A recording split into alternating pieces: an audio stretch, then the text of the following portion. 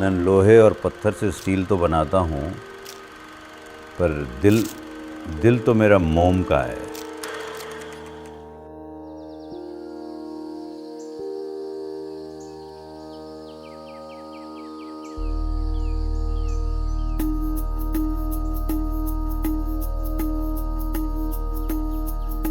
श्री ओम प्रकाश जिंदल, एक विचार जो लोहे से गुजरा और सेवा में ढल गया, आज कल्पना और एआई के माध्यम से हम उनके शब्दों को सुनने की कोशिश कर रहे हैं। In his own words. Silence please. Shot 1, take 1। नमस्ते बाबूजी।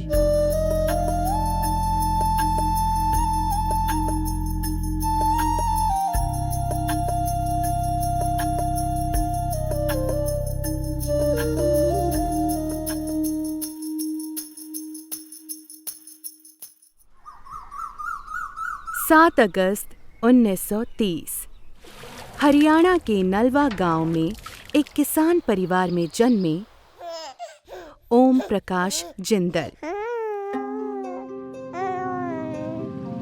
बचपन से ही उन्हें मशीनरी और तकनीक बहुत आकर्षित करती थी। देश गुलाम जरूर था, पर उनके ख्वाब आजाद थे। मशीनों के प्रति ये प्रारंभिक रुचि एक गहरे देशभक्ति के जुनून से जुड़ी थी। Whether we individually live to see India free or not, we are confident that India shall be free. क्योंकि उन्होंने एक ऐसे भारत का सपना देखा था जो आर्थिक रूप से किसी पर निर्भर ना हो, जहां और लोग चुनौतियों को दीवार समझते थे, वहीं वो उनमें दरवाजे देखते थे। यही सोच, यही जिद उनके औद्योगिक साम्राज्य की स्थापना का आधार बनी।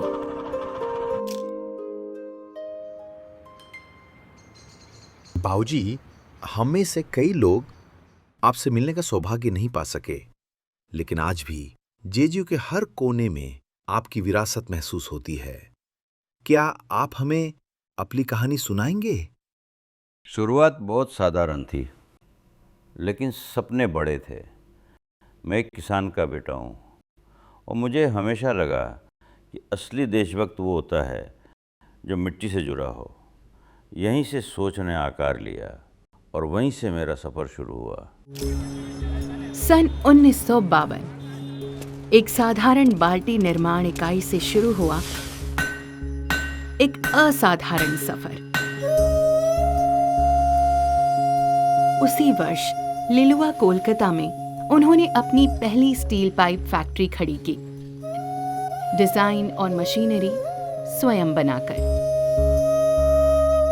1964 में जिंदल इंडिया लिमिटेड, 1969 में हिसार में जिंदल स्ट्रिप्स लिमिटेड, 1978 में आर्गन ऑक्सीजन डीकार्बोनाइजेशन की शुरुआत, 1992 में रायपुर का मशीनरी डिवीजन और 1996 में विशाखापट्टनम में फेरो अलॉयज यूनिट।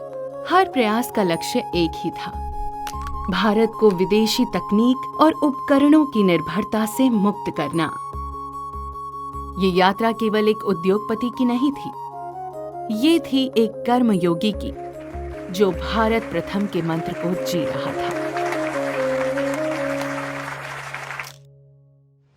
बाबूजी, लोगों के मन में हमेशा एक सवाल रहता है, इस्पात से आपका ये आत्मिक रिश्ता आखिर कब और कैसे बना? मैंने पहली बार 1950 में कलकत्ता में स्टील की पाइप देखी, जो भारत में इस्तेमाल हो रही थी, लेकिन बनी थी इंग्लैंड में। मैं चौंक गया। मन में सवाल उठा, क्या हम सच में स्वतंत्र हैं? बस वही मैंने ठान लिया, इस्पात भारत में ही बनेगा, अपने देश के लोगों के हाथों से।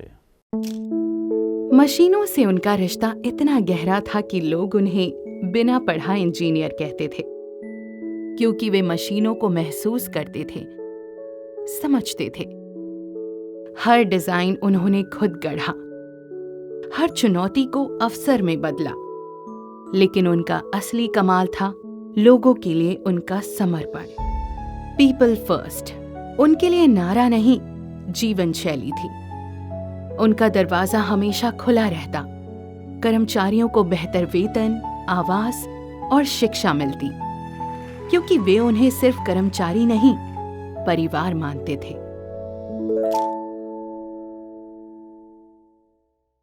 काम मेरे लिए रोजी नहीं, राष्ट्र की सेवा थी।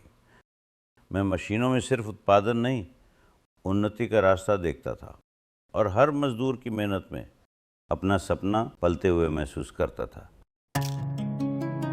श्री ओम प्रकाश जिंदल के लिए उनका परिवार सिर्फ रक्त संबंध नहीं, बल्कि उनके जीवन और औद्योगिक दर्शन का मूल आधार था।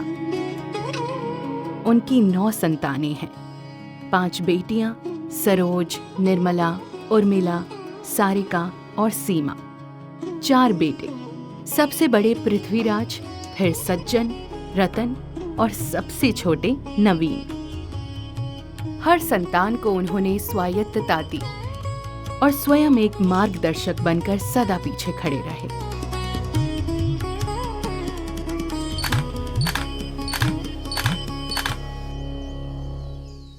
परिवार मेरे जीवन का मूल रहा।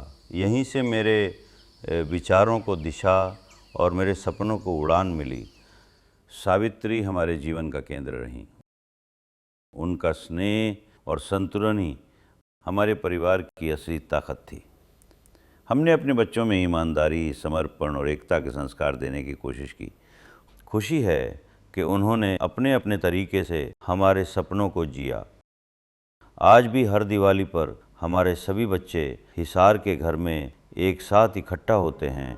जैसे परिवार की वो लौ आज भी उतनी ही सजीव है। 40 वर्षों के औद्योगिक योगदान के बाद श्री ओम प्रकाश जिंदल नई चुनौतियों की तलाश में थे और इसी खोज ने उन्हें राजनीति में प्रवेश दिलाया। लेकिन उद्देश्य वही था, जन सेवा।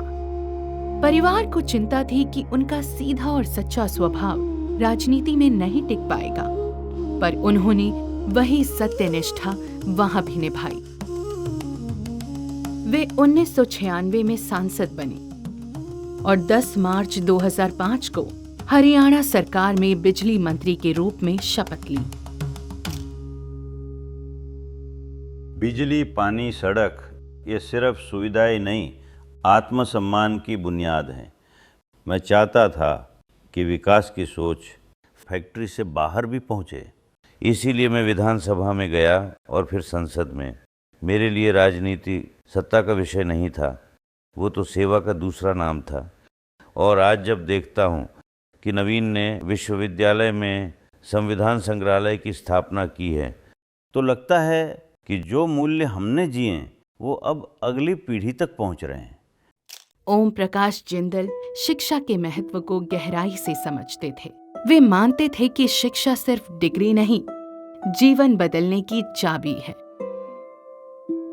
इसी सोच के तहत उन्होंने नलवा में एक औद्योगिक प्रशिक्षण संस्थान ITI और BA BCom कॉलेज की स्थापना की, ताकि युवाओं को रोजगारपरक शिक्षा मिल सके।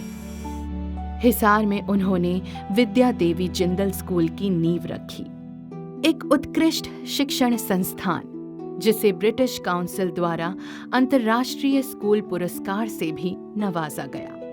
वो कहा करते थे, एक बेटी को पढ़ाने से 2 परिवार पढ़ते हैं। उनके लिए शिक्षा केवल ईंट और गारे से बनी इमारत नहीं थी, बल्कि वो रोशनी थी जो पीढ़ियों को दिशा देती है। बाऊजी, आज जब आप OP जिंदल ग्लोबल यूनिवर्सिटी को अपने नाम से खड़ा हुआ देखते हैं, तो दिल में क्या महसूस होता है? मेरी पढ़ाई अधूरी रही, लेकिन सपना हमेशा ये था कि जो अवसर मुझे नहीं मिला वो औरों तक पहुँचे। आज मेरे बेटे, बेटियां और बहुएं सबने अपने रास्ते बनाए हैं। कोई उद्योग में है, कोई खेलों में, कोई संस्कृति और सेवा में। पृथ्वीराज ने पाइप उद्योग को नई ऊंचाई तक पहुंचाया, गांव-गांव तक पानी और कनेक्टिविटी का रास्ता खोला। सज्जन ने JSW को एक वैश्विक ताकत बनाया और देश के खेलों को भी नई पहचान दी। रतन ने स्टेनलेस स्टील को टिकाऊ और स्मार्ट बनाया और महिलाओं, मरीजों और बच्चों की सेवा में भी लगा रहा।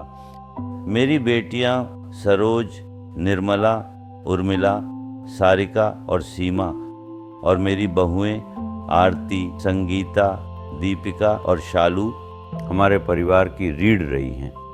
सादगी, संस्कार और सेवा में हमेशा आगे रही हैं। सब ने अपने अपने तरीके से हमारे सपनों को आगे बढ़ाया है और मैं इससे बेहद खुश हूँ। और जहाँ तक विश्वविद्यालय की बात है तो मुझे गर्व है कि नवीन ने मेरी सोच को एक आकार दिया।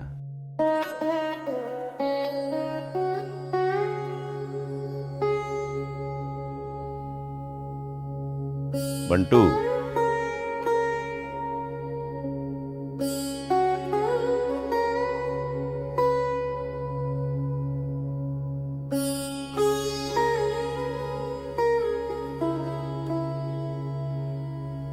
कर्म की तपिश में ढली एक सोच जो आज विश्वविद्यालयों, कारखानों और हजारों सपनों में जीवित है। समय गुजरता है लेकिन कुछ सपने वक्त से नहीं मिटते। कुछ लोग चले जाते हैं पर उनका विचार, उनकी ऊर्जा पीढ़ियों तक बहती रहती है। मैं गया कहाँ हूँ? मैं तो हर उस जगह हूँ जहाँ एक निर्माण हो रहा है। लोहा ठंडा हो सकता है लेकिन सोच नहीं। अगर मेरी सोच, मेरे मूल्य किसी और के जीवन को दिशा दे सकें तो वही मेरी विरासत होगी।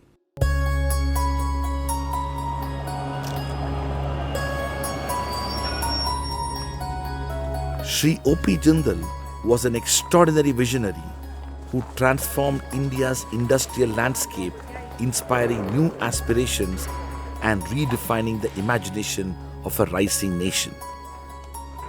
From humble beginnings, he rose through courage and conviction to become a pioneering entrepreneur, building industries that endure.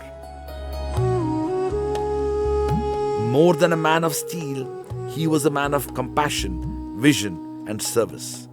His legacy endures not just in institutions and enterprises, but in the ideals he lived by and the lives he transformed.